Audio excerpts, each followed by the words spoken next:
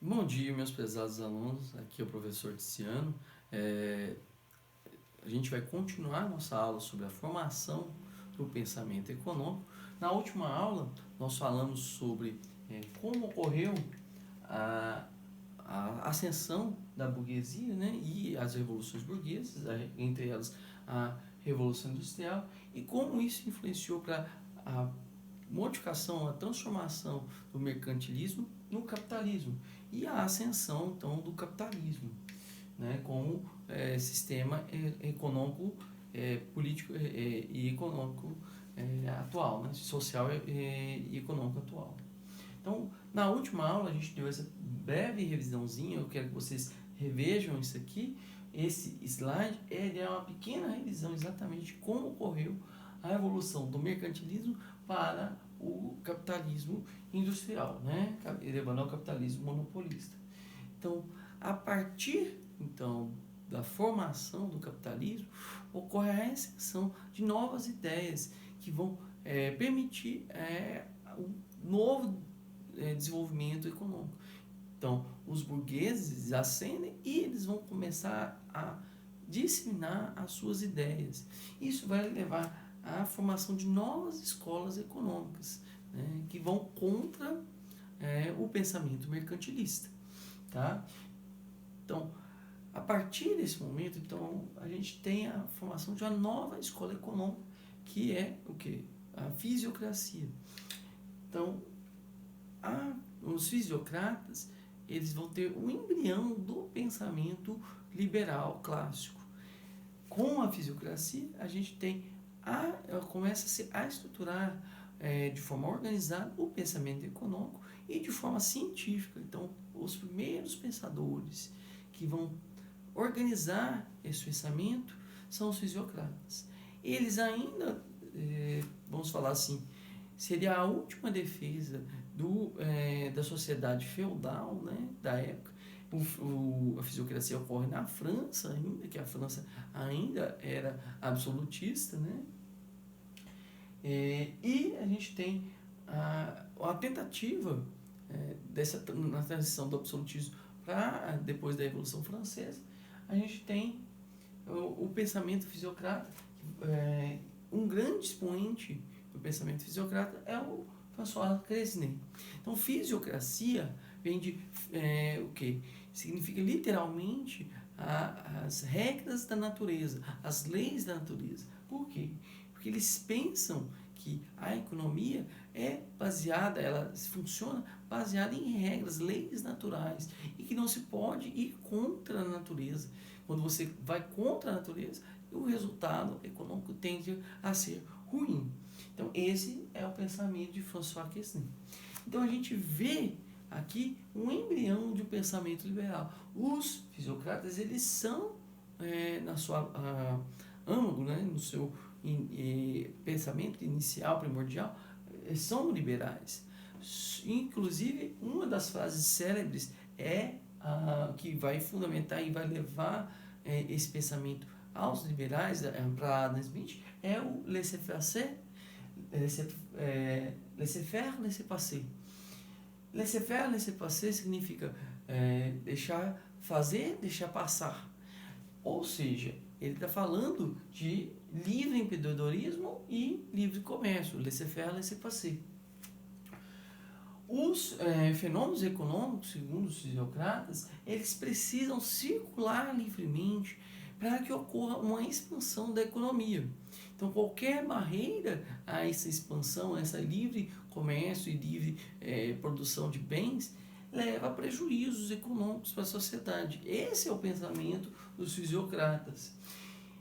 François Quesnay, ele foi um médico, né, e economista, e ele tenta aplicar alguns pensamentos dele sobre a fisiologia humana, né, sobre o sistema circulatório, o quê? A economia. Então daí vem aquele diagrama, né, que a gente já falou nas primeiras aulas nossas, do fluxo circular, onde a gente tem em uma direção indo o fluxo de quê? De bens e serviços, e na outra direção o fluxo o fluxo monetário, né? O fluxo de pagamentos famílias para as empresas e o fluxo de quê? De salários das empresas para as famílias, né? Então,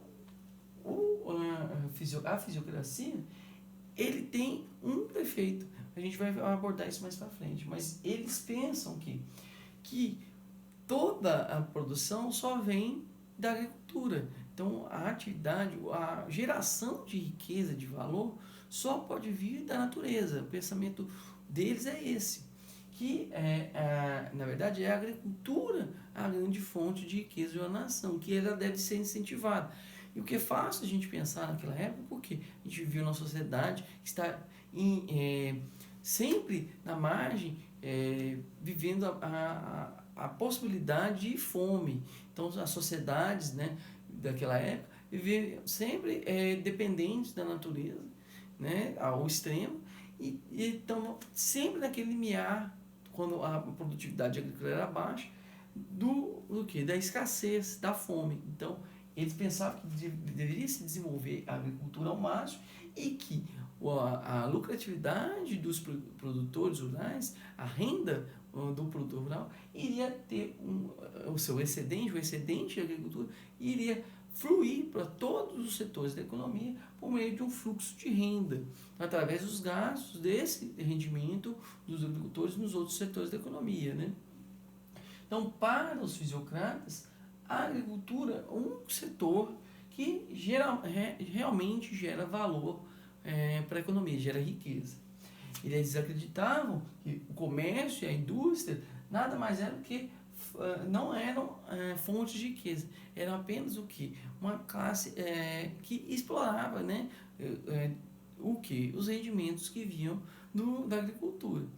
Segundo, inclusive, François Quesnay, ele acreditava que tinha o setor produtivo, né, a classe produtiva, que eram os agricultores, né, os proprietários de terra, e uma classe que era o quê?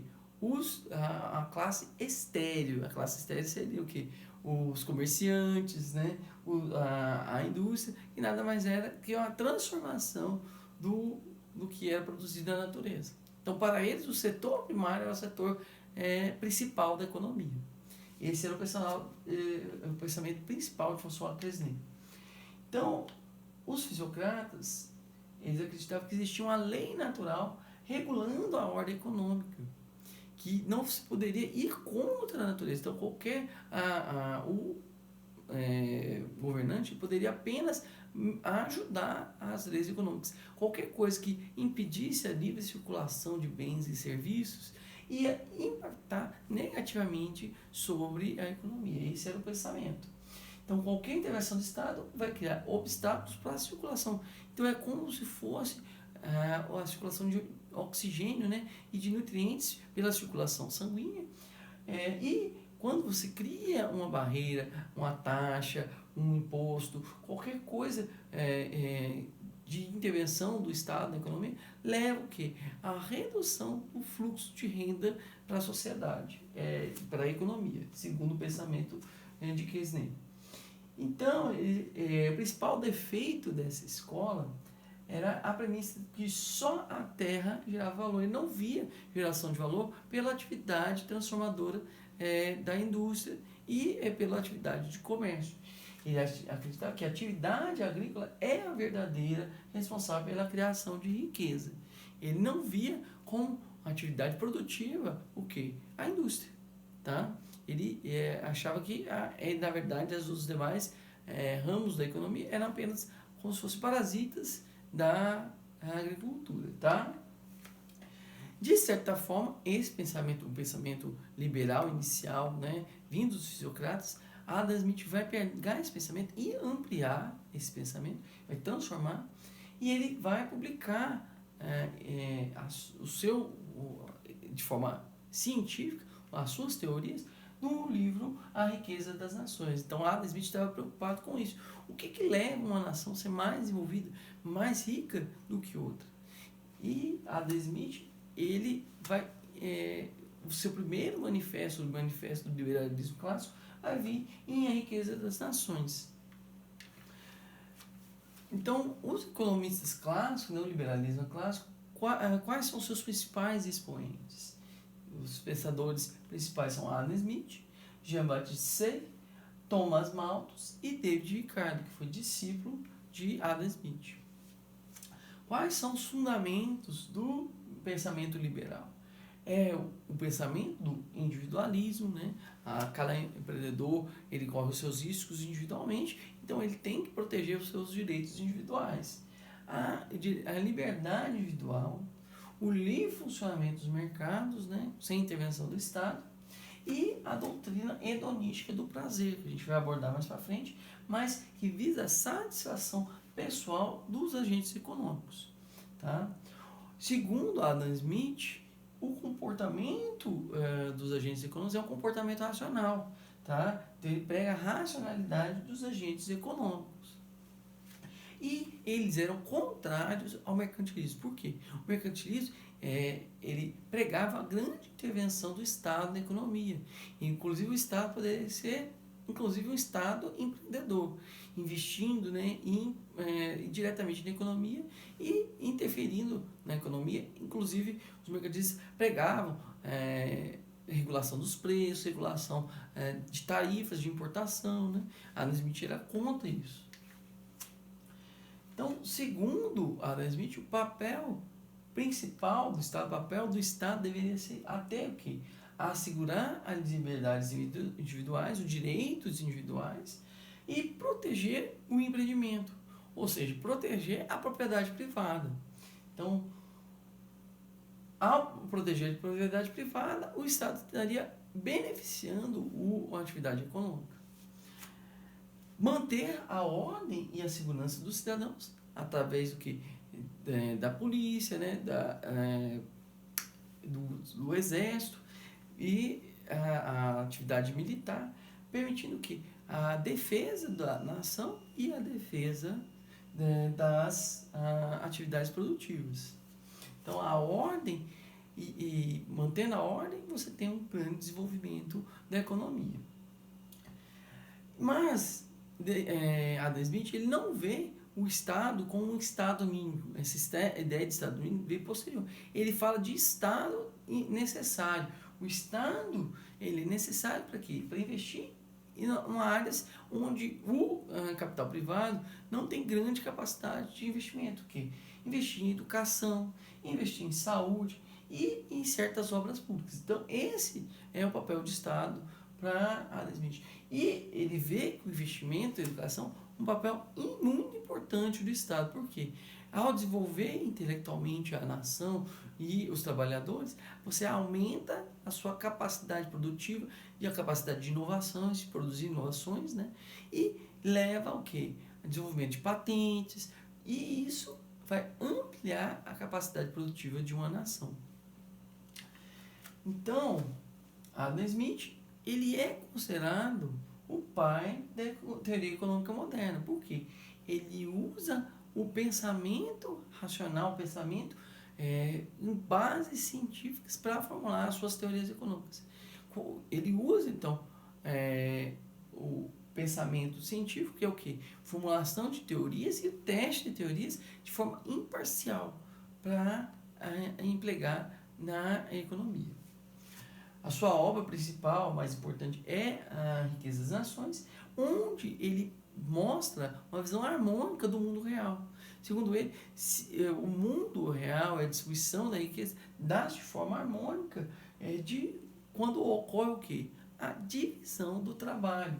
Então, para ele, para Adam Smith, não é a terra o elemento principal da geração de riqueza. Então, o elemento essencial da riqueza é o trabalho produtivo. Então, ele vai contra o pensamento fisiocrático.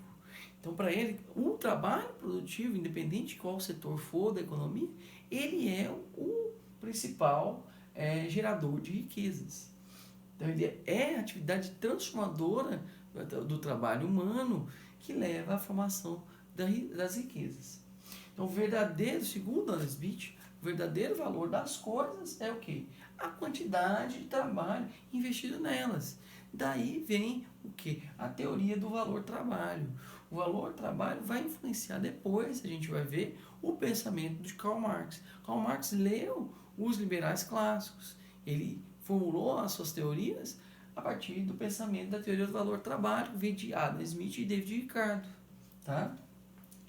E Adam Smith, ele avaliando, ele pega a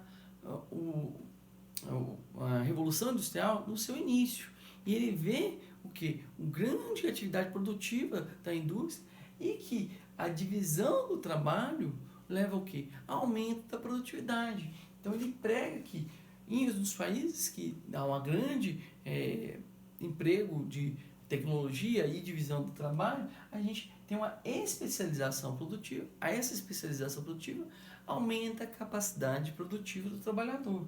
Isso aumentando a produtividade e decorrente dessa divisão do trabalho, e isso diminui o custo de produção e permite o quê? Uma expansão da economia.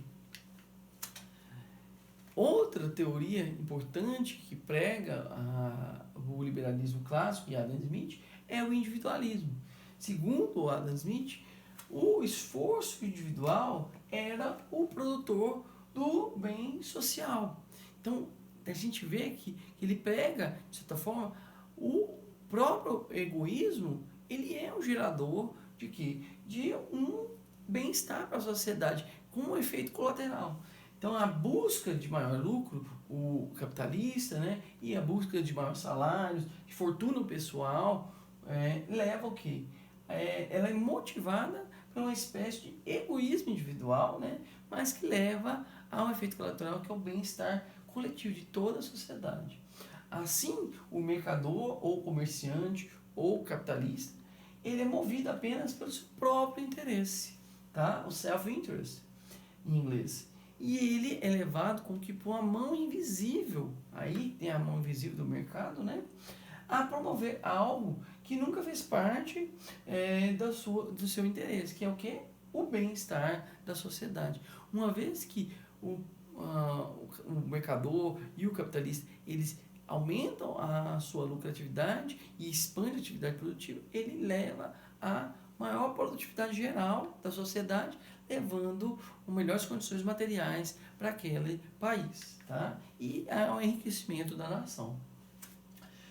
E isso tudo é baseado na doutrina hedonística do prazer, que é o que? Os homens, né, estão sempre insaciáveis, eles são sempre insaciáveis, estão querendo atender às suas necessidades e eles querem o que? Maximizar o que? A sua renda, maximizar a sua satisfação pessoal com o mínimo de esforço necessário, o mínimo dispêndio de tempo, né, de esforço, de trabalho. Eles estariam, de certa forma, assim, contribuindo para a obtenção do máximo bem-estar social. Então, é a satisfação pessoal dos consumidores que leva eles a querer comprar um produto, tá? Uma célebre frase do Adam Smith, que vê essas duas ideias em conjunto, é essa frase aqui. Não é da benevolência, ou seja, da bondade do açougueiro, do cervejeiro ou do padeiro, que nós esperamos o nosso jantar, mas sim do seu próprio interesse, do seu interesse próprio. Então dirigimos-nos não à sua humanidade, né, à sua bondade, mas ao seu amor próprio. E nunca falamos das nossas próprias necessidades, mas sim das suas vantagens. Ou seja, a gente não vai chegar ao padeiro e falar assim: olha, me dá um pão, porque o senhor é muito bonzinho, o senhor é um excelente padeiro. A gente não vai esperar que ele dê pão de graça a toda a população. Por quê? Porque senão ele vai falir. E sim, a gente fala assim: vamos fazer uma troca justa, eu te pago isso, você vai ter lucro na sua atividade e eu vou ter meu pãozinho a um bom preço. Tá? Essa é a negociação do capitalismo, né? Então, essa é uma afirmação famosa de Adam Smith sobre interesse próprio, que leva ao desenvolvimento da sociedade. Então, Adam Smith, ele vê que o trabalho ele é muito mais produtivo quando ele tem emprego de capital. O que é emprego de capital aqui? Adam Smith está falando emprego de quê? De dinheiro? Sim, mas na forma de quê? De maquinário, de equipamento, de tecnologia. Então, quando há a aplicação de mais capital, isso aumenta a produtividade. Que isso, ao mesmo tempo, incrementa o valor do produto, por tempo produzido, né? Então, isso é emprego de tecnologia. Então, segundo Adam Smith, são as trocas e a expansão das áreas de mercado que levam ao quê? Que levam ao aumento da demanda. Então, os liberais clássicos, eles são favoráveis à lei de Say. A lei de Say fala o seguinte, que é a própria oferta que gera a sua demanda. Né? A gente vai ver que isso não é bem verdade. O que? Então, ao aumentar a sua produtividade, tentar expandir a sua oferta, a sua lucratividade, o produtor ele vai estar o quê? Gerando uma nova demanda. Por quê? Ele vai estar pagando os funcionários, esse dinheiro aumentando a lucratividade, ele pode expandir o salário do seu trabalhador e isso leva a uma nova expansão de consumo. Ou seja, é a produção que vai expandir o consumo. E além disso, ele vai buscar novas áreas, né, novos setores, novos mercados consumidores. E isso vai expandir também a produção. E um ciclo que se retroalimenta. Essa é a ideia harmônica de Adam Smith. Né? Então, e que depois vai ser expresso pela lei, que ficou conhecida como lei de Say. Então, possibilitando o maior volume de produção. Quando você agrega capital, possibilita o quê? Maior produtividade, maior produção, com um menor custo. E a gente tem economia de escalas, que isso é visto na produção industrial. Ele pega a indústria capitalista nascente e vê isso na prática. Então, mediante ao emprego de trabalho e mais capital adicionais, a gente vai ver uma expansão. E, segundo Adam Smith, enquanto houver a possibilidade de expandir os mercados, de expandir o mercado dos consumidores e aumentar a oferta, a gente vai ter sempre uma expansão da economia. Então, ele vê como sempre possível o crescimento econômico. Então, o crescimento econômico pode ser uma expansão contínua e eterna. Então, aí a gente vê aquela célebre piada, né, que quem acredita no crescimento contínuo e eterno de alguma coisa, ou é louco, ou é economista. Tá? Outro pensador que vai ter grande influência no pensamento liberal clássico é David Ricardo, que viveu de 1772 a 1823 no Reino Unido, e ele é um discípulo de Adam Smith. Né? E ele publica a principal obra, que é o quê? Princípios de Economia, Política e Tributação, em 1982. Desculpa, essa data está errada aqui, viu, gente? Deve ser 1782. Então, gente, ele desenvolveu, vai desenvolver modelos econômicos. E esses modelos econômicos modelos teóricos e modelos matemáticos, tentando aplicar as ideias de Adam Smith. Então, um pensamento do David Ricardo que vai influenciar muito posteriormente os pensadores econômicos é a ideia de salário mínimo. Ele pega que o salário mínimo deve ser o salário de subsistência. Para quê? Para permitir a replicação do trabalho, né? A reprodução dos trabalhadores, né? E manutenção destes. Ou seja, eles têm que se alimentar, têm que se vestir. E ele prega que ao mesmo tempo, na sua obra, ele vê que o crescimento demográfico ele pode ser prejudicial para a economia. Por quê? Porque ele tem um efeito nocivo sobre a economia, porque aumenta a demanda de quê? De alimentos, e isso leva à ascensão dos preços, né? Inflação dos alimentos. E isso aumenta o custo de vida. Aumentando o custo de vida, isso vai impactar que há necessidade do empregador aumentar o salário mínimo, e isso vai ter uma redução da taxa média de lucro do capitalista. E o capitalista, tendo menores lucros, ele vai investir menos, e isso vai aumentar o desemprego. E vai ter um impacto na redução da produção da indústria. A produção em geral da economia, né? A redução do PIB. Outra teoria muito importante que foi publicada por David Ricardo é a teoria da renda da terra, onde ele fala, né, que é a teoria dos rendimentos decrescentes, e que nada mais é que uma observação de uma realidade que aconteceu na época que ele viveu, que é o quê? Os agricultores, eles, quando tem uma expansão da população, né, há o quê? Aumento da demanda por alimentos, e isso leva o quê? Aumento dos preços. E isso estimula o quê? Os agricultores a expansão para outras terras de menor fertilidade. Então, quando tem a ocupação da terra, geralmente se ocupa a terra de maior fertilidade, né? Quando há a expansão para a produtividade agrícola, né? Eles ocupam primeiro as terras de maior produtividade. E aí, quando eles vão ocupando novas terras, eles vão para terras menos produtivas, né? De menor fertilidade. E isso diminui a margem do que?